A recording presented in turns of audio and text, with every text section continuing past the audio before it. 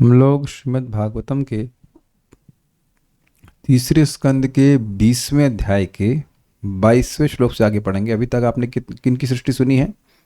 यक्ष और राक्षसों की। और वो कौन से गुण से उत्पन्न हुए थे? तमोगुण से उत्पन्न हुए थे। तो अब हम लोग देवताओं के बारे में सुनेंगे जो कि सतोगुण से उत्पन्न हुए। देवता प्रभया या दिव्यन प्रमुखतो सृज। देवता प्रभयाया दिव्यन प्रमुक्तो सृजत्। देवता प्रभया या दिव्यन प्रमुखतो सृज। देवता प्रभयाया दिव्यन प्रमुक्तो सृजत्। ते अहार्षुर्देवयन्तो विसृष्टां तां प्रभामः।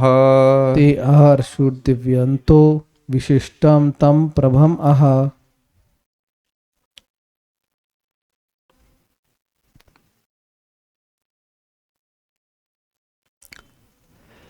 अनुवाद। तब उन्होंने प्रमुख देवताओं की सृष्टि की जो सात्विक प्रभा से चमचमा रहे थे।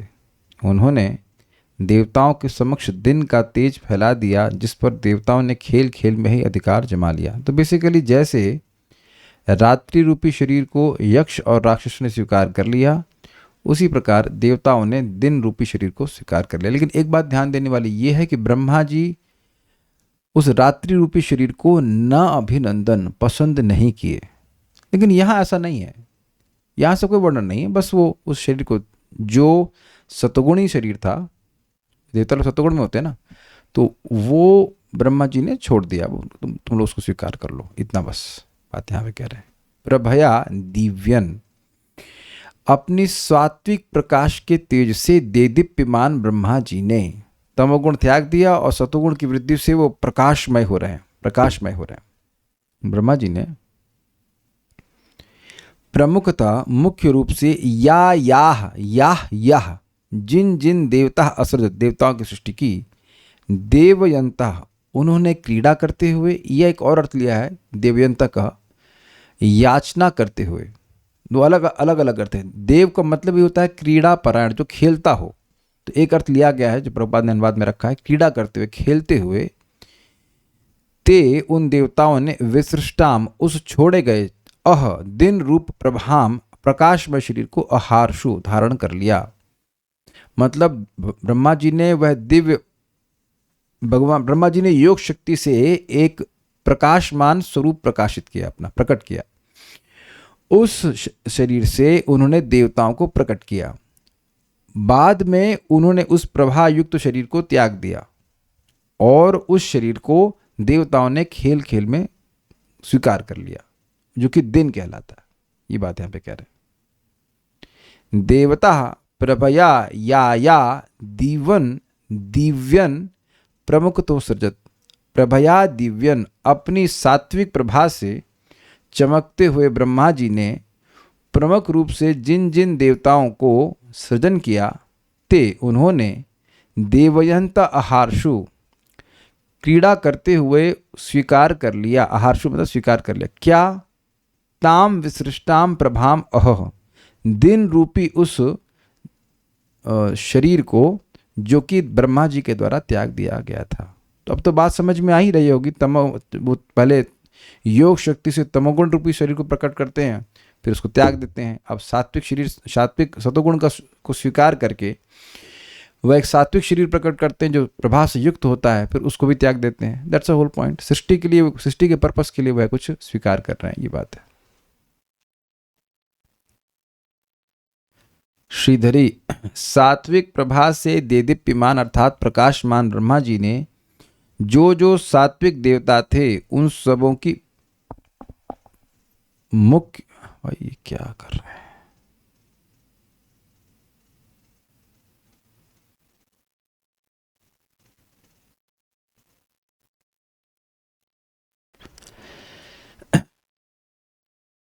उन सबों की मुख्य रूप से सृष्टि करी।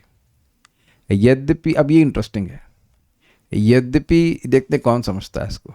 यद्यपि देवता शब्द स्त्रीलिंग में कहा गया है, फिर भी केवल उनके अर्थ को प्रकट करने की इच्छा से उनका उल्लेख पुल्लिंग शब्द ते के द्वारा किया गया है।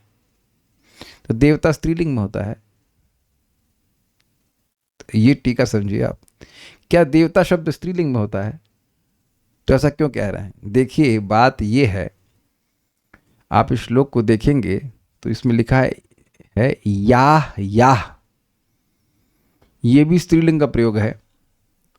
और देवताओं के लिए देव शब्द चलता है और उसके रूप चलते हैं। रामः रामौ रामान, देवः देवौ देवान, रामौ रामम रामौ रामान, ऐसा चलेगा। तो बेसिकली यहाँ पे शब्द होना चाहिए देवान, देवताओं को सृष्टि की है, लेकिन यहाँ पे शब्द है देवता, जो कि लता की तरह चल रहा है। तो ये एक अजीब सी बात है कि देवता के लिए देवता का स्वरूप नहीं चलता है, देव रूप चलता है। तो यहाँ पे स्त्रीलिंग का प्रयोग कर रहे हैं, लेकिन फिर भी सह, तौ और ते, ये पुल्लिंग का शब्द है। तो ये दिखाने के लिए कि वे पुरुष थे, इसलिए बाद में ते जोड़ दिया है। देखिए ते है ना ये जब मैं टीका देखी मैं तो कंफ्यूज हो गया। देवता शब्द तो पुल्लिंग में होता है, लेकिन संस्कृत में देव शब्द का प्रयोग किया था। देव देवा, देव देवौ देवान, ऐसे चलता है ना रूप। तो इस प्रकार से समझना होगा। और आगे लिखा भी है याह, यह जो है वह पुल्लिंग में जाएगा। याह जो है सह मतलब पुल्लिंग और सा मतलब स्त्रीलिंग। तो यह मतलब जो और या मतलब जो, लेकिन स्त्रीलिंग में। तो यह शब्द स्त्रीलिंग में है और वो देवता से जुड़ा हुआ है। तो पता नहीं क्यों किया है, लेकिन स्त्रीलिंग का प्रयोग किया है, लेकिन ये दर्शा देने के लिए कि भाई वो स्त्री नहीं है देवता, वो आगे जोड़ दिया है ते। उन देवताओं ने उस शरीर को स्वीकार किया। ये थोड़ा संस्कृत है, इसको आप चलो संस्कृत थोड़ा समझते हैं, वो बात समझ गए। नहीं समझ रहे हैं तो कोई बात नहीं, छोड़िए आगे। इसी तरह यक्ष रक्षांसी में भी अर्थ मात्र की ही विवक्षा के प्रति निर्देश समझना चाहिए। छोड़ दीजिए, आगे बढ़ते हैं। ब्रह्मा जी के द्वारा परित्यक्त दिन रूपी प्रभामय शरीर को देवताओं ने क्रीड़ा करते हुए ग्रहण कर लिया, मतलब प्रसन्नता से स्वीकार कर लिया, ये अर्थ है। सारार्थ दर्शनी। प्रभया अर्थात प्रभाशालिनी सत्वमयी तनु द्वारा। देखिए ऐसा होता है, प्रभा युक्त शरीर कोई दिखता है आपको? सन, सूर्य देव है ना, तो आपको गोला दिखाई पड़ रहा है, लेकिन वास्तविक रूप से सूर्य देव का जो शरीर है वो प्रभा से युक्त है। और उससे वे कितने लोगों की सृष्टि कर दे रहे हैं, है कि नहीं? सारे पेड़ पौधे तो सूर्य पे आश्रित हैं, सभी सूर्य पे आश्रित हैं, सभी प्रकार का जीवन। तो प्रभया का मतलब प्रभाशालिनी सत्वमयी तनु द्वारा। उनका जो शरीर था, वो ब्रह्मा जी ने जो शरीर प्रकट किया वह प्रकाशमान था। अब कहेंगे ब्रह्मा जी का शरीर प्रकाशमान कैसे हो सकता है? जब उनसे सब एकदम छोटे देवता सूर्य देवता का शरीर प्रकाशमान हो सकता है, तो ब्रह्मा जी का क्यों नहीं हो सकता? ठीक है। तो एक ये दिव्यन अर्थात चमकते हुए ब्रह्मा जी ने याह जिन जिन देवताओं को प्रधान रूप से सृष्टि करी, विशिष्टाम अर्थात जो प्रभा ब्रह्मा द्वारा त्यक्त की गई वो दिवस रूपा हो गई, तो देवताओं ने वही तनु ग्रहण कर ली। ये समझे बात? उनका शरीर प्रकाशमान था, अब उन्होंने उस प्रभा को त्याग दिया, उस प्रकाश को त्याग दिया, तो वही दिन के रूप में हो गया और उस दिन को देवताओं ने स्वीकार कर लिया। बेसिकली दिन का समय देवताओं के लिए, ये तो आपने सुना ही है ना कि दिन का समय देवताओं के लिए और रात का समय असुरों के लिए, यक्ष राक्षसों के लिए होता है। तो सब जानते हैं, अभी हमने दिति के प्रसंग में भी सुना था। जब दिति संतान की इच्छा कर रही थी और अपने पति के पास उन्होंने अप्रोच किया उसको, तो बोले नहीं, ये समय ठीक नहीं है, इस समय हम अगर संतान उत्पत्ति का प्रयास करेंगे तो भूत प्रेत को आ जाएगा तुम्हारे गर्भ में। तो समय के अनुसार कोई एक विशेष योनि प्रबलशाली होती है। आप देखो यहाँ भी, अब वो कीड़े मकोड़े होते हैं, रात में कुछ निकलते हैं, सुबह दिन में बिल्कुल छुपे रहते हैं, ये तो देखा ही आपने। तो समय जो है किसी एक विशेष व्यक्ति को बलवान बनाता है। इवन अब हमने तो कुछ लोगों से जानकारी है ऐसा कि जैसे कोई अमावस्या होता है उस दिन बहुत तंत्र होता है, शनिवार के दिन बहुत तंत्र होता है, उस समय उन लोग तांत्रिक लोग शक्ति थोड़ी बढ़ जाती है, ऐसा कुछ माना जाता है, ऐसा होता भी है। एकादशी में नहीं करते हैं लोग, एकादशी में भक्तों की शक्ति बढ़ती है, भगवान की भक्ति करने के लिए स्पेशल फायदा मिलता है। तो समय के अनुसार कुछ लोगों का तेज बढ़ता है। तो यहाँ बोल रहे हैं कि दिन के समय देवता लोग रहते हैं। तो ये आप समझ गए, इससे बहुत बड़ी शिक्षा ये कि जो नाइट आउल्स, समझते हैं आप? नाइट आउल्स मतलब जो रात भर जगे रहते हैं, वो सब अच्छी बात नहीं, वो देवता के लक्षण नहीं है। ठीक है, किस लिए ग्रहण करी? तो कहते उस दिन में क्रीड़ा करने के निमित्त, अर्थात जिस प्रकार रात्रि यक्ष और राक्षसों के साथ सह अवस्थान करती है, उसी प्रकार दिन देवताओं के साथ क्रीड़ा करता है, यह अर्थ है। ये समझे बात?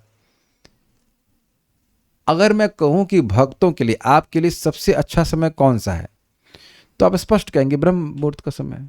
उसमें आप खेलते हैं कि नहीं खेलते हैं? अगर वो जो लोग उठते हैं, मैं उनकी बात कर रहा हूँ, जो नहीं उठते अभी उनको थोड़ा खेलने में टाइम लगेगा, अभी टीम में सेलेक्ट नहीं हुए वो, लेकिन आप जान रहे हैं कि जो सुबह भक्त उठते हैं वो, अब मंगल आरती में पहुंच जाओ, देखो सब नाच रहे होते हैं भक्त लोग।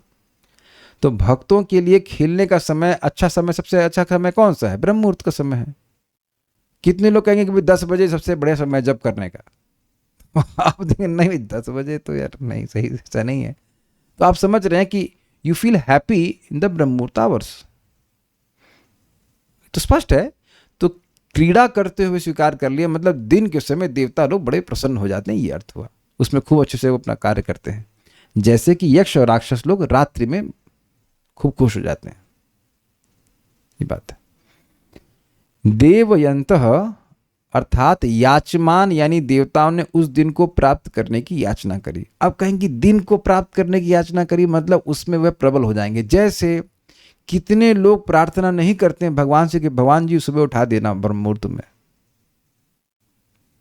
कितने लोग नहीं करते हैं? या तो वो नहीं करता होगा जो उठता ही नहीं, जिसकी कोई प्लानिंग ही नहीं है, और या अपने को इतना समर्थ समझ रहा है कि अरे हम तो उठ ही जाएंगे कर। अच्छा, एक दिन ये सोचना कि हम तो उठ ही जाएंगे, मैंने करके देखना आप, और फिर देखते हैं कि उठते हैं कि नहीं, करके देखना कि उठ पाते हैं कि नहीं। ये अहंकार लेकर के सोचना कि अरे हम तो उठ जाएंगे, कोई दिक्कत नहीं, हम तो उठ ही जाते हैं। हमको याद है कि मंदिर में थे हम, मैनेजर्स की मीटिंग लगाई गई, और VIVB क्या होता है, VEB, वृंदावन एग्जीक्यूटिव बोर्ड, मतलब उच्चतर मैनेजमेंट का सिस्टम है, पूरे ऑल ओवर इंडिया से कुछ भक्त लोग उसको देखते हैं। तो उसके जो डायरेक्टर थे वो आए और सब एचओडीज को बोले तुम लोग मंगल आरती नहीं आते हो, ये फलान का ना, कल सब लोग दिखना मंगल आरती में। हाँ प्रभु जी, हाँ हाँ प्रभु जी, सब लोग आएंगे। और प्रभु जी का लाभ नहीं बजा। और उसी दिन उनकी भागवतम क्लास थी, हम नाम नहीं रख रहे हैं, और खुद क्लास में बोल रहे हैं, कह रहे हैं देखो मैं सबको बोला मंगल आरती के लिए आओ, और मैं खुद ही नहीं आ पाया। भैया ये मृत्यु को समान है, ये सोना, ये जो उठते हैं ना, ये भगवान कृपा से उठते, नहीं तो एक दिन देखना हम लोग नहीं उठ सोएंगे और इस जीवन में दोबारा नहीं उठेंगे। ये भगवत कृपा है कि हम उठ पाते हैं, नहीं तो नहीं उठ सकते। तो इतना तो आप समझ ही रहे हैं कि हर दिन प्रार्थना हम भगवान से करते हैं, भगवान जी उठा दीजिए ना, भगवान उठा देना, ऐसे करके, है कि नहीं? तो क्यों उठा देना, क्यों चाहते हैं ऐसा? क्योंकि वो समय बहुत अच्छा है, वो आपकी भक्ति के लिए बड़ा अनुकूल है। तो देवताओं ने ऐसा याचना करी। अब आपके मन में प्रश्न आ ना रहा हो तो हम प्रश्न जागृत करवा रहे हैं, देवयंता का मतलब याचमान कैसे हो गया? हम नहीं समझा पाएंगे, इसीलिए हमने टीका से हटा दिया। वो बहुत कॉम्प्लिकेटेड संस्कृत थी, कुछ उसमें धातु का रूप था, ये था वो था करके डिराइव करके बोले जीव गोस्वामी जैसे कहते हैं, हमको उसके हम कुछ नहीं समझ में आया। इतना स्वीकार कर लिया कि देवयंता का एक अर्थ याचमान भी होता है, याचना करने वाले देवताओं ने कहा कि दिन का समय हमको दे दीजिए, इसमें हम लोग अपना कार्य करेंगे। ठीक है। यहां ब्रह्मा के मन में प्रसन्नता रूप सात्विक भाव उत्पन्न हुआ था, उसी से देवता उत्पन्न हुए और वही प्रसन्नता दिन के रूप में प्रकट हुई, ये अर्थ है। अब ये प्रसन्नता हुई, ये कैसे मालूम चलेगा? क्रीड़ा कर रहे थे, जो व्यक्ति क्रीड़ा करेगा तो आनंद में होता है ना। तो उसी अर्थ में समझना चाहिए कि वो जो यक्ष राक्षस थे उनका बिहेवियर क्या था? खा जाओ, अपने बाप को ही खा जाओ। है ना? तो ये तो बड़ा गंदा भाव है ना। और यहां देखिए ऐसा कोई भाव नहीं है। पहली बात तो याचमान, याचना किए। वहां देखिए, वहां बोला था कि लपक करके उस शरीर को ले लिए, वो याचना नहीं किए थे। याद है आपको, यक्ष और राक्षस लपक करके, चोर डकैती होती ना, वैसे लेके चले और शरीर को ग्रहण किए। वो ब्रह्मा जी से याचना नहीं किए, लेकिन यहाँ पर वो याचना किए कि हे पिताश्री, जो भी है आपने हमको दिवस दे दीजिए, दिन का समय दे दीजिए। और क्रीड़ा शब्द से ही सूचित हो रहा है कि ये आनंद में है, और ब्रह्मा जी भी प्रसन्न हैं, तो उस प्रसन्नता से प्रकट हुए। एक बात समझ में आ रही है कि पिता की मनस्थिति का बच्चे पर बड़ा प्रभाव पड़ता है। ब्रह्मा जी के संग जब ये ऐसा हो रहा है तो मनुष्यों का तो कहना ही क्या। हम और व्याख्या नहीं करना चाहते हैं, सब लोग समझदार इस बात को समझते हैं। तात्पर्य, रात्रि की सृष्टि के साथ असुर और दिन की उत्पत्ति के साथ देवता उत्पन्न हुए। दूसरे शब्दों में यक्ष तथा राक्षस जैसे असुर अविद्या के गुण से और देवता सात्विकता के गुण से उत्पन्न हुए। कभी कभी कोई व्यक्ति, कोई भक्त है, तो उसको लोग बोल भी देते हैं, भाई ये तो देवता है, तो उसके चित्त में देवता की गुण है। महाराज इसको समझाते हैं कि कोई व्यक्ति देवलोक से आता है तो उसका देवताओं के प्रति रुझान होता है, और जो नरक लोक से आता है उसका एक बहुत बड़ा लक्षण है कि वाणी बहुत खराब होगी। जो देवलोक से आएगा वो बोलने में बड़ा मीठा बोलेगा और लोग सुनेंगे तो उसको बहुत अच्छा लगेगा। वो सब लक्षण हैं वो पहले से आए हुए। लेकिन जो नरक से आता है, एक तो बहुत रोगी होगा एक, और दूसरा वो बहुत खराब बोलेगा। आपने देखा ना, कुछ लोग बहुत खराब बोलते हैं, बहुत कर्कश बोलते हैं, दूसरों को दुख देने के लिए बोलते हैं। तो उसकी ट्रेनिंग वहीं नरक से है। नरक में तो सब गाली गलौच ही चलता है ना। इसीलिए ब्राह्मणों को भूसुर गण कहा जाता है। भूसुर मतलब पृथ्वी के देवता, सत्वगुण में रहते हैं। तो आगे पढ़ते हैं। अब कौन सा गुण बच गया? रजोगुण बढ़ गया। तो रजोगुण से असुरों की उत्पत्ति हुई। मेरे पीछे बोलिए। देवो देवान अजगनतः सृजति स्माति लोलुपान। देवो देवान अजगनतः सृजति स्माति लोलुपान। त एनम लोलुपतया मैथुनायाभिपेदिरे। त एनम लोलुपातया मैथुनायाभिपेदिरे। जहाँ बड़ा आ नहीं लगाना चाहिए वहाँ आप जोड़ देते हैं, और जहाँ लगाना चाहिए वहाँ छीन लेते हैं। त एनम लोलुपतया मैथुनायाभिपेदिरे। त एनम लोलुपतया मैथुनायाभिपेदिरे। देवो देवान जगनतः सृजति स्माति लोलुपान। देवो देवान अजगनता सृजति स्माति लोलुपान। त एनम लोलुपतया मैथुनायाभिपेदिरे। त एनम लोलुपतया मैथुनायाभिपेदिरे। इससे पहले कि हम इस श्लोक में जाएं, एक बात आपको ऑब्जर्व करके नोट करनी होगी कि अगर हमारे कोई रिश्तेदार हैं या हमारे कोई भी जान पहचान है, उनको भागवत में श्रद्धा नहीं है, नाम में श्रद्धा नहीं है, तो थोड़ा सा एम्पैथी डेवलप कीजिए कि वो आसुरी वृत्ति के हैं, वो तमोगुण रजोगुण से आच्छादित हैं, इसलिए नहीं समझ पा रहे हैं। और वो जो भी बोल रहे हैं उस पर ध्यान मत दीजिए।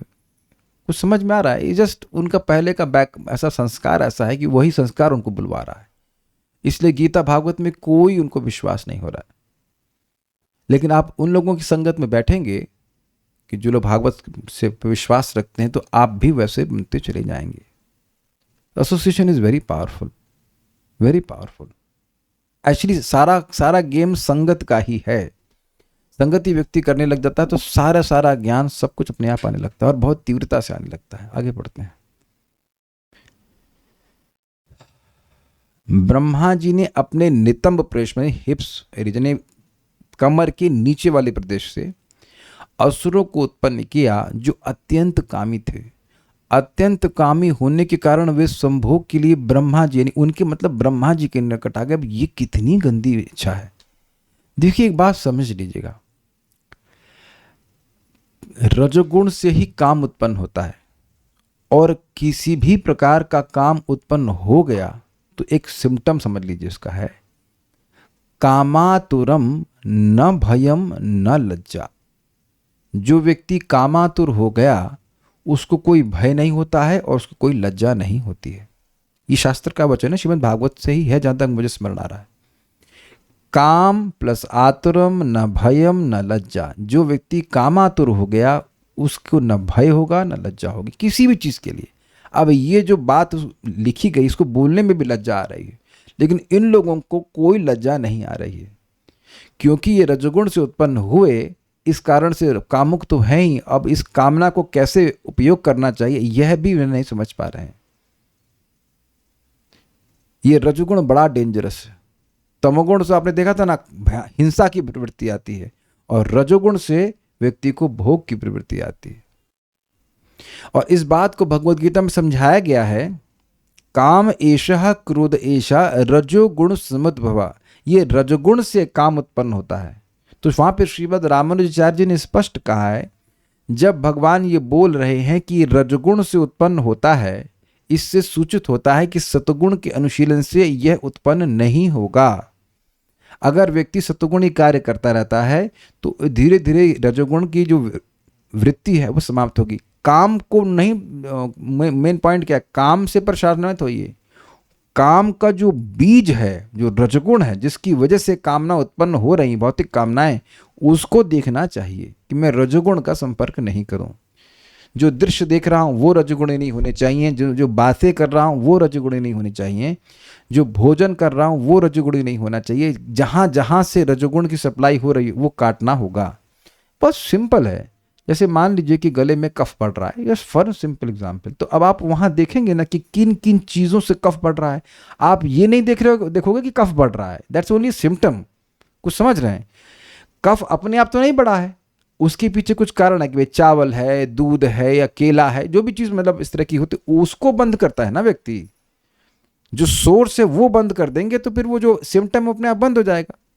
एक बहुत बड़ी शिक्षा ग्रहण करनी होगी। और इस बात पर प्रहलाद महाराज ने आगे जाकर 7वें स्कंद में बड़ी अच्छी बात कही है। यदि दास्यसि मे कामान भवा वरांस्त्वं वरदर्शभ कामानाम हृदय संरोहम भवतस्तु वृणे वरम। कि हे भगवान, आप चाहते हो कि मैं कुछ आपसे कामना मांगू, मतलब इच्छा मांगू। तो कह रहे हैं कि यदि आप मेरी कोई कामना पूरी करना चाहते हैं, यदि दास्यस्ति में कामान, यदि आप मेरी कोई कामना पूरे करना चाहते हैं भगवान, वरदाम वरदर्शभ, हे वरदान देने वाले में सर्वश्रेष्ठ भगवान, अगर आप मेरी इच्छा पूरी करना चाहते हैं तो कामानाम हृदय संरोहम भवतस्तु वृणे वरम, मैं यही वरदान चाहता हूं कि मेरे हृदय में कोई कामना उदित ना हो। अब यहां पे कामना कर समझना हो चाहिए, ये कामना है ना उनके मन में कि कोई कामना ना आए, तो ऐसा नहीं कि मन में कोई कामना नहीं है, लेकिन अपनी इंद्र तृप्ति की कामना नहीं हो, ये बात बोल रहे हैं। आत्मेंद्र प्रीति वांछा तारी बोले काम, कृष्णेंद्र प्रीति वांछा धरे प्रेम नाम। तो आप कहेंगे इतना कामना के अगेंस्ट क्यों बोल रहे हैं? क्योंकि भौतिक कामना भगवत प्रेम का बिल्कुल विरोधी है।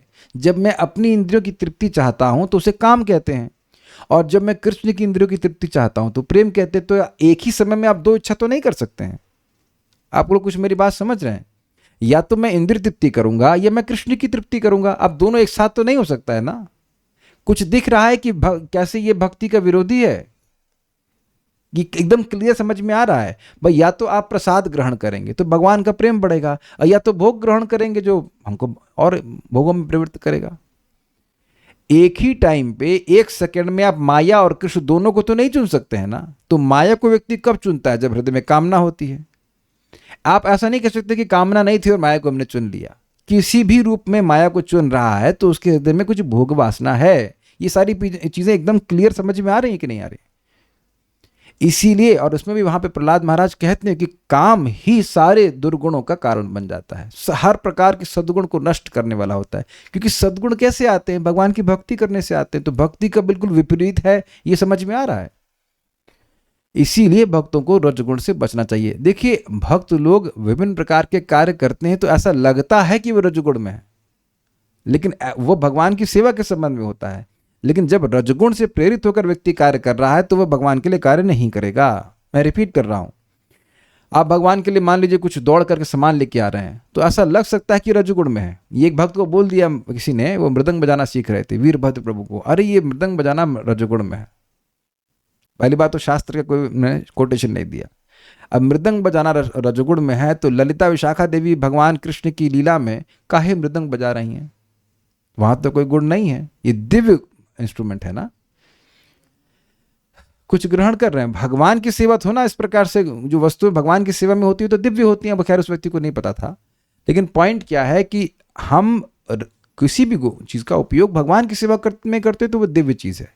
लेकिन रजगुण में से प्रभावित हो गए तो भगवान की सेवा नहीं करेंगे, तब तो कामना उदित हो जाएगी ना। फिर भोग करेंगे कि भगवान की सेवा करेंगे? कुछ ग्रहण कर पा रहे हैं कि नहीं? कृष्ण की सेवा की इच्छा तो प्रेम कहलाएगी ना, वो काम तो नहीं हो सकता है ना। तो काम कहां से उदित होगा? रजोगुण से। तो रजोगुण से प्रभावित होगा तो इस तरह की गंदी इच्छाएं करेगा। और इतना बात समझ लीजिए कि रजोगुण से उत्पन्न अगर काम हुआ तो वो क्या इच्छा करेगा उस पर आपका कंट्रोल नहीं है।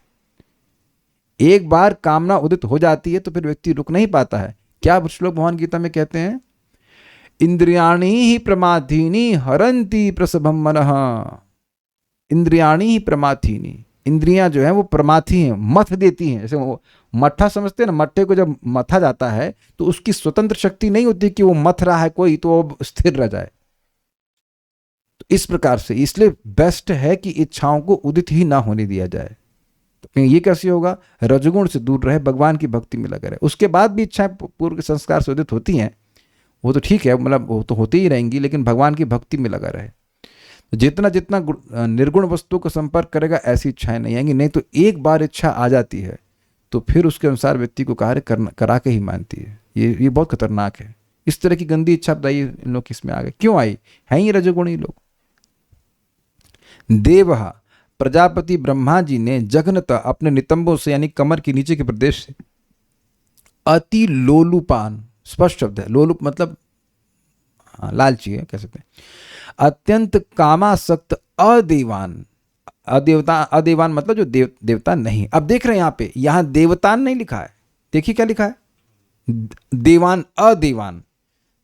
देवान शब्द जो है द्वितीय व्यक्ति का बहुवचन है, वहां देवता लिखा हुआ था पिछले श्लोक में। यहाँ स्त्रीलिंग का प्रयोग कर रहे हैं, यहाँ पे पुल्लिंग का प्रयोग है।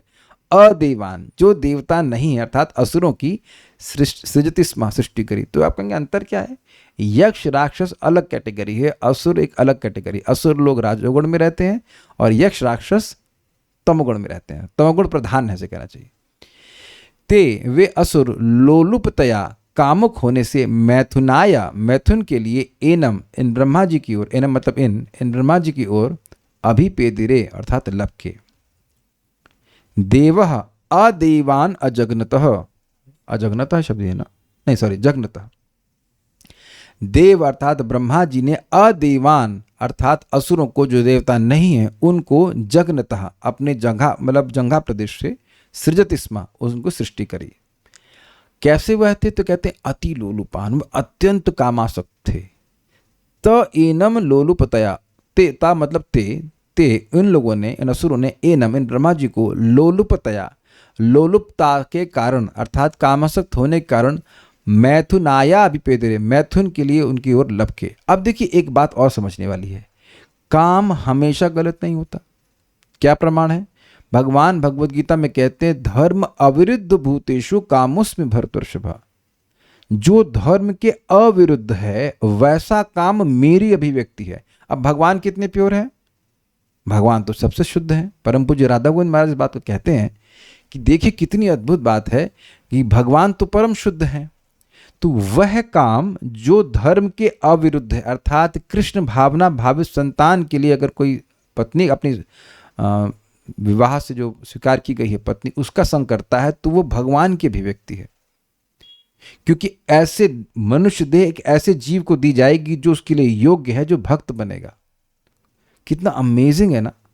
लेकिन यहां पे जिस प्रकार के काम का उपयोग ये लोग कर रहे हैं, क्या ये धर्म के अविरुद्ध है? नितांत विरुद्ध है। और अब मैं इस पे डिस्कशन को खोल भी नहीं रहा हूं, लेकिन आप समझ लेंगे कि इस तरह की बातें आजकल चल रही हैं कि too much of a load discussion, I don't want to. तो आप समझ गए कि धर्म के अविरुद्ध जो है वह काम भगवान की अभिव्यक्ति है। इसलिए हर परिस्थिति में काम गड़बड़ नहीं होता है, लेकिन जो धर्म के विरुद्ध है वह काम भगवान की अभिव्यक्ति नहीं है, और ऐसा करने वाला व्यक्ति आश्रित प्रवृत्ति से युक्त माना जाएगा। ये बात यहां पे कह रहे हैं श्रीधरी। देवो, देवान में अदेवान यह पद विभाग करना चाहिए। देवः प्लस अदेवान ऐसे तोड़ना होगा, क्योंकि जो गुणों का वर्णन कर रहे हैं वो देवताओं के थोड़े ना है, वो अदेवों के हैं। ब्रह्मा जी ने अपने जघन प्रदेश से असुरों की सृष्टि करी। जघन प्रदेश का अर्थ आप समझते हो। श्रुति भी कहती है स जगन्नाथ असुरान असृजत, अर्थात ब्रह्मा जी ने अपने जघन प्रदेश से असुरों की सृष्टि करी। अब ये श्रुति वाक्य कहने का क्या जरूरत है? श्रीधर स्वामी जी को ये वेद वचन कोट करने की क्या जरूरत है? कभी कभी ऐसा वो कर देते हैं दिखाने के लिए कि किस प्रकार से भागवत वेदों का ही सार है। वेद की ही बात पढ़ रहे हैं, यद्यपि आप भागवतम पढ़ रहे हैं, लेकिन वेद का कोई ज्ञान छूटा नहीं रहेगा आपके पास। और जैसे सिंपल सी बात है, कोई फल ले लिया और फल का सारा जूस निकाल लिया, तो अब जो सार है फल का वह तो मिल गया ना आपको, उसका तो कोई अंश नहीं छूटा रहेगा ना। तो ये बार बार बोलते रहते हैं इस बात को। वे स्त्री लंपट थे और वे मैथुन के लिए ब्रह्मा जी की ओर दौड़े। इतनी काम वासना बढ़ गई कि पिताजी की तरफ दौड़ रहे हैं। सारार्थ दर्शनी, इस प्रकार उन ब्रह्मा के मन में काम स्वरूप राजसिक भाव का उदय हुआ, उसी से असुरगण की उत्पत्ति हुई। वह राजसिक भाव संध्या के रूप में परिणत हो गया, जिसे असुरों ने ग्रहण कर लिया। संध्या मतलब ये शाम का समय, सुबह के समय को नहीं कहेंगे, शाम का समय। इसीलिए शाम के समय में भगवान की बात करनी चाहिए, नहीं तो ये समय बहुत खराब होता है। एक्चुअली संध्या के समय न खाना चाहिए, न संध्या के समय व्यक्ति को पढ़ना भी चाहिए। आप कहेंगे आप पढ़ तो रहे, हम पढ़ नहीं रहे, हम डिस्कशन कर रहे हैं। खैर भागवत तो आप कभी भी पढ़ सकते हो, लेकिन ये समय बहुत इनऑस्पिशियस माना जाता है। इसी से लिए भगवान की आरती इस समय होती है, भगवान का श्रवण कीर्तन ऐसा इसी समय होना चाहिए। सायः प्रातः गृणन भक्त्या दुख ग्रामा विमुच्यते 1.3 प्रथम स्कंद के तीसरे अध्याय के अंत में लिखा हुआ है कि जो भगवान के यश को सुबह और शाम सुनता है, वह सभी दुखों के समूह से मुक्त हो जाता है। तो ये नियम है, शाम के समय व्यर्थ की बातें नहीं करनी चाहिए। व्यर्थ की बात कभी भी नहीं करनी चाहिए, लेकिन शाम के समय और नहीं करनी चाहिए। श्रवण कीर्तन करना चाहिए। तो आप समझ रहे हैं कि जैसे तमोगुणी शरीर को त्यागा, सात्विक शरीर को त्यागा, तो अब इस राजसिक शरीर को भी ब्रह्मा जी ने त्याग दिया और उसको इन असुरों ने लपक लिया। यहां श्लोक में कहा गया है अदेवान, यह शब्द असुरों के लिए कहा गया, ये तो स्पष्ट है, जो देवता नहीं है। श्रुति में कहा गया है स जगन्नाथ असुरान असृजत, उन ब्रह्मा जी ने जघन प्रदेश से असुरों की सृष्टि की। वो एक ही बात बोल रहे हैं। काम विकार से महान अनर्थ उत्पन्न होता है, इसको कहने के लिए ते एनम से कहते हैं, अर्थात स्त्री आसक्त असुरगण भोग की इच्छा से ब्रह्मा की ओर दौड़ पड़े। अब ये क्या कहना चाहते हैं? कहते हैं जो व्यक्ति काम वासना को बिल्कुल नियंत्रित नहीं कर रहा है, वो क्या कर डालेगा उसका कोई हिसाब किताब नहीं है। ये बात यहाँ पे कह रहे हैं। देखिए, इस जगत में बंधन का एकमात्र कारण एक काम वासना ही है। और फिर मैं रिपीट कर रहा हूँ, सतगुण की वृत्ति के द्वारा धीरे धीरे ये शांत होता है। तो हमारे लिए तो ये और भी अच्छा है, हमें तो दिव्य वस्तुएं उपलब्ध हैं, भगवान का रूप, गुण, लीला आदि, इसका सेवन करना चाहिए। अब तुलसी जी को देख रहे हैं तो वह भी दिव्य हैं, भगवान के विग्रह को देख रहे हैं वह भी दिव्य हैं, किसी भक्त के तिलक को देख रहे हैं तो वह भी दिव्य है, धाम आते हैं तो वह भी दिव्य है, नाम जप कर रहे हैं वह दिव्य है। तो आप सत्वगुण क्या, आप अगर थोड़ी बुद्धि लगाएं तो हम शुद्ध सत्व की वस्तुओं का सेवन कर रहे हैं। हम चाहे किसी भी गुण में हों, लेकिन शुद्ध सत्व की वस्तु का सेवन कर रहे हैं जब हम भक्ति करते हैं। तो उसी से धीरे धीरे तदा रजस्तमो भाव कामलोभदयश्चे चेते रेतेरनाविदम सदम सत्वे प्रचिति, भगवान की कथा को बार बार सुनने से चित्त में रजगुण तमगुण का भाव नष्ट होगा। ये लिख के मैं दे सकता हूँ इस बात को कि अगर नियमित रूप से कथा सुनेंगे ना, नियम का मतलब रोज, जैसे हम दवा खाते हैं इस तरह से, तो आप अपने चित्त में वाकई तमगुण रजोगुण का प्रभाव कम होता देखेंगे। उसका एक बहुत प्रकट प्रभाव देखना। प्रकट प्रभाव ये होगा कि जो तमोगुणी रजोगुणी वार्ताएं हैं ना, वो बिल्कुल नहीं अच्छी लगेंगी। You at some point you want to like not register them। कुछ समझ रहे हैं ना बातें? तमोगुणी रजोगुणी वार्ता एकदम जिसे कहते हैं झेलना होता है, वैसा होने लग जाएगा। ये प्रकट प्रभाव आप देखेंगे कि ऐसा होता है भगवान की बात सुनने से। ये आप अपने हृदय में स्वयं अनुभव कर रहे हैं कि भगवान की बात, लेकिन ये तभी अनुभव होगा जो रोज सुनेगा। ये नहीं कि अब मान लो कोई भी कितनी भी अच्छी दवा को भी एक बार खा लो जीवन में, तो ऐसा थोड़ा होता है। उसे कुछ होगा फायदा, लेकिन जो प्रकट अनुभव है, देखिए बात समझिए, कोई दवा लिखी है, उसका जो प्रभाव लिखा है वो जब आपके जीवन में आता है तो आपको विश्वास होता है कि नहीं? Make sense? कोई भी दवा तो अब जिस तरह से लेने के लिए बोलते हैं तब ना प्रभाव आता है। तो लिखा है ना कि नित्यम भागवत सेवया, तो नित्य का क्या मतलब होता है? Once in a week, once in life time. नित्य का मतलब रोज होता है। तो जब आप रोज सुनते हो तब आप अपने जीवन में अनुभव करेंगे कि रजोगुण तमोगुण कम हो रहा है। और देखिए एक बात समझ लीजिए कि रजोगुण तमोगुण शाम को आपने कम किया तो अब सुबह आपको फायदा नहीं होगा। आज सुबह में मैं थोड़ा सा डांट रहा था, इसी बात को लेकर डांट रहा था कि जैसे क्लास समाप्त होती है, अगर आपको कोई विशेष जरूरत नहीं है तो अपना स्मार्टफोन बंद कर दीजिए। ये नहीं कि यहाँ सत्वगुण बढ़ाया फिर रजोगुण बढ़ा करके फिर सोए। ये एक बात आप लोग नोट कीजिए कि हमारा साधना सुबह की रात्रि में शुरू होती है। जैसे कुछ चीज़ें होती है ना कि रात में भिगो देते हैं, सुबह सुबह चने खाते हैं, ऐसे ही आपको सुबह अपने रात में अपने स्मार्टफोन को भिगो दीजिए, मतलब सुला दीजिए, और उसके बाद सुबह उठिए, फिर भक्ति अच्छे से करेंगे आप। प्लीज़ इस बात को समझिए, सभी साधक बोल, सभी सीनियर डिवोटीज बोलते हैं ये अनुभव गम्य है, ये अनुभव गम्य है, दिस इज एक्सपीरियंशियल। आप बस इसके क्लास के बाद एकदम आज जो सुना उसको थोड़ा विचार कर सकते हैं, कुछ नोट कर सकते हैं, और नहीं तो कुछ नहीं, फ़ोन बंद करके अपना, मैंने बताया था ना कहाँ में छोटा सा फ़ोन था ना, छोटा फ़ोन एक ले लीजिए, उसको उसमें अलार्म लगा लीजिए, उससे आप डिसकनेक्ट रहेंगे वर्ल्ड से। आप रात में जब सोना चाहते हो तो जगत से कनेक्ट होकर सोना चाहते हैं, तनिष्क प्रभु ये जगत से डिसकनेक्ट होना चाहते हैं, डिसकनेक्ट होना चाहते हैं, तो उससे पहले बुरी न्यूज़ क्यों सुनना चाहते हैं? मान लीजिए कहीं बम फटा तो आपका घर है, इतने पैसे वाले हैं कि हर जगह आपने घर बना रखा है, और क्या कर लेगा आप? वो सारी बातें सुन करके मन शुद्ध हो जाता है। भाई हम तो इसी प्रयास में हैं, बाकी आप लोग जैसे करना चाहेंगे।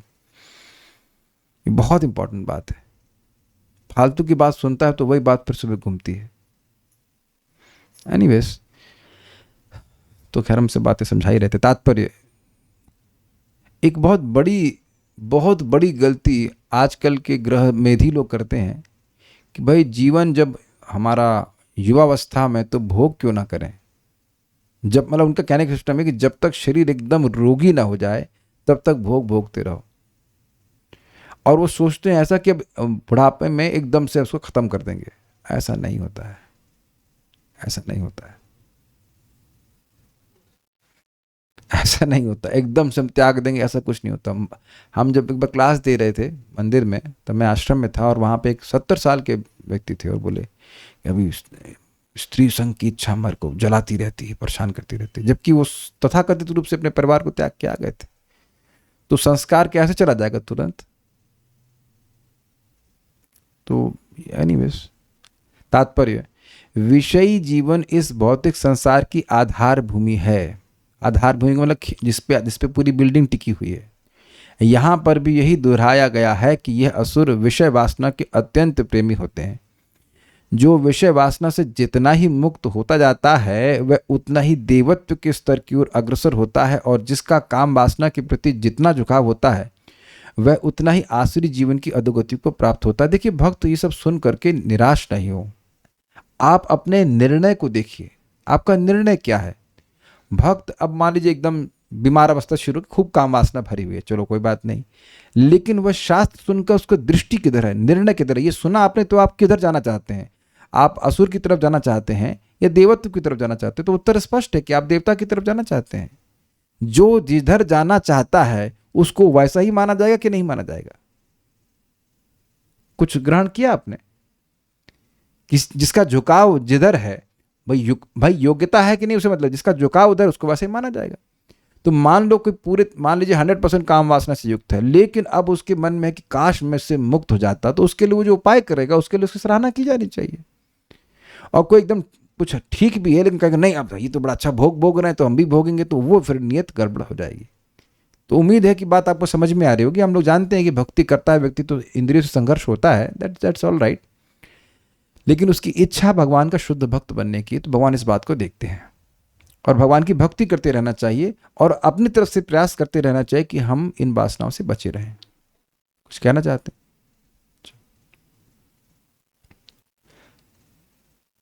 आखिरी श्लोक है ना। अब इस पे ब्रह्मा जी का रिएक्शन क्या था? ततो हसंस भगवान असुरैर निरपत्रपैः, ततो हसंस भगवान आसुरेर निरपत्रपैः, अन्वीयमानस्तरसा क्रुद्धो भीतः परापतत्। अन्वीयमानस्तरसा क्रुद्धो भीतः परापतत्। पहले तो पूज्य ब्रह्मा जी उनकी मूर्खता पर हंसे, किंतु उन निर्लज असुरों को अपना पीछा करते देखकर वे क्रुद्ध हुए और भयभीत होकर हड़बड़ी में भागने लगे। हमने एक पिक्चर बनाने का प्रयास किया ChatGPT से, बहुत अच्छा नहीं बना, लेकिन ब्रह्मा जी पहले तो हंसे, अरे क्या बेवकूफ़ लोग हैं, लेकिन जब देखिए ये लोग सही में मेरे पीछे दौड़ रहे हैं तो वहाँ से भागे। अब यहाँ से भाग तो नहीं पाए, but hope you got some idea कि ब्रह्मा जी क्या किए। सह वे भगवान यानी पूज्य ब्रह्मा जी पहले तो हंसे तथा निरपत्र पे तथा उसके पश्चात निरपत्र प मतलब निर्लज असुरों के द्वारा अन्वीय मानम पीछा करने पर, मतलब ऐसा नहीं था कि वो खाली इच्छा कर रहे थे, वो they were very serious about it. तरसा क्रुद्ध भीता परापतत, तरसा मतलब बड़े जोर से और क्रोधित होकर के भयभीत होकर हड़बड़ी में भागे, उनको गुस्सा आया और फिर भय से भागे। ततः हसंस भगवान, उसके बाद जब इस प्रकार की असुरों ने इच्छा प्रकट करी तो भगवान अर्थात पूज्य ब्रह्मा जी पहले तो हंसे, फिर असुरई निरपत्र पे उन निर्लज असुरों के द्वारा अन्वीय मानम पीछा किए जाने पर तरसा बहुत जल्दी पहले क्रुद्ध हुए और फिर भयभीत होकर भगे वहां से कि भाई ये क्या बवाल कर रहे हैं लोग। तात्पर्य, विषयी असुरों को अपने पिता के प्रति भी आदर भाव नहीं रह जाता, अतः ब्रह्मा जैसे साधु पिता के लिए सबसे अच्छी नीति यही है कि ऐसे असुर पुत्रों का परित्याग कर दे। ये एक बड़ी सुंदर बात है। ये परित्याग शब्द कहां से आया? क्योंकि ब्रह्मा जी वहां से भागे, ब्रह्मा जी इधर देखे नहीं कि इन बच्चों का क्या होगा, इन्हें क्या संस्कार देंगे ऐसे बच्चों को जो पैदा होते ही इतनी गंदी इच्छा से युक्त हैं। इससे ये भी समझ में आ रहा है कि व्यक्ति कुछ पूर्व जन्म के संस्कार लेकर उत्पन्न होता है, केवल इसी जन्म के संस्कार नहीं होते, यहां आप देख रहे हैं। तो अब इसके बाद ब्रह्मा जी क्या करते हैं वो हम लोग कल सुनेंगे। कुछ प्रश्न है? नहीं, सो विल स्टॉप हियर। है प्रश्न? बोलिए। हरे कृष्ण प्रभु जी। प्रभु जी, ब्रह्मा जी डर क्यों गए? अब क्या सा प्रश्न कर रहे हैं आप? हमको क्या कहते हैं, एम्बैरेस मत कीजिए प्रश्न करके, मैं इस पर उत्तर देना भी नहीं चाहता। ऐसी परिस्थिति में क्या कोई व्यक्ति भागेगा नहीं? हमको हम बड़े वैसे ही संकोच हो रहा है, सब बात पढ़ना पड़ रहा है, बट इसे सच कितनी खराब चीज वो कर रहे हैं, उसमें क्या वो बोलेंगे, गाली देंगे उसको। Don't want to answer this. देवताओं में काम वासना नहीं होती तो इंद्र ने अहिल्या के संकलित कार्य क्यों किया? जी हाँ, आपकी बात सत्य है कि देवता भी कभी कभी ऐसी गलती कर देते हैं, लेकिन देवता ऐसे कामासक्त नहीं होते जैसे कि यहां दिखा रहे हैं। कुछ अंतर देख रहे हैं कि नहीं देख रहे हैं? देखिए, आप तीसरे स्कंद में आगे सुनेंगे कि भगवान नारायण को छोड़कर इस जगत में ऐसा कोई व्यक्ति नहीं है जो काम से मुक्त हो। ये देह मिला है तो काम वासना है, लेकिन उसकी डिग्री है ना, कुछ डिग्री है कि नहीं?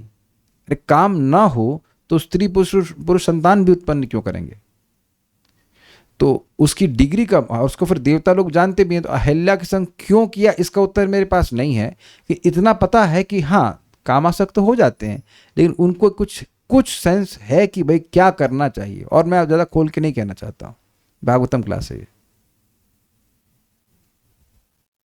शिव जी में नहीं है ना? देखिए, प्रभुपाद जी समझाते हैं कि शिव जी को जब माता पार्वती ने प्रस्ताव दिया तो था, उसके बाद कार्तिकेय की उत्पत्ति हुई, लेकिन हरिदास ठाकुर जी में नहीं है। अब हमें ज़्यादा नहीं कुछ कहना चाहता हूं क्योंकि मेरे कहीं अपराध न बन जाए, लेकिन प्रभुपाद इस बात को बताते हैं। शिव जी परमहंस वैष्णव हैं, प्लस अपनी पत्नी का संग किए हैं। शिव जी कभी किसी दूसरी स्त्री का संग नहीं किए, और संतान उत्पत्ति के लिए किए हैं, तो वो तो भगवान की अभिव्यक्ति है। लेकिन इसलिए ऐसी तुलना भी कुछ समझ में नहीं आती, क्योंकि शिव जी परमहंस वैष्णव है, महान महाभागवत हैं, भागवत के प्रेमी हैं। तो वो अपने पत्नी का संग कर रहे हैं, तो वो उस तरह से वो लोलुपता के अर्थ में नहीं लिया जाएगा, क्योंकि वो अपनी पत्नी का संग कर रहे हैं। और उससे उत्पन्न क्या हुए? कार्तिकेय उत्पन्न हुए, जो कि देवताओं के कमांडर हैं। उसका उद्देश्य लेके हुआ था ना।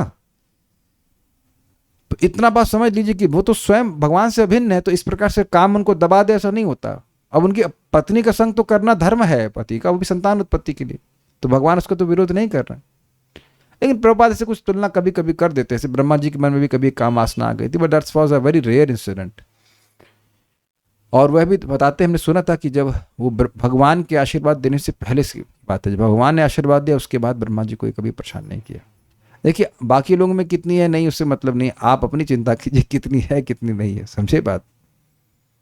सो बी कंसर्न अबाउट योरसेल्फ। और तो कोई प्रश्न नहीं है, so will stop here. Shrimad Bhagavatam की जय, श्रील प्रभुपाद की जय, निताई गौर प्रेमानंदे।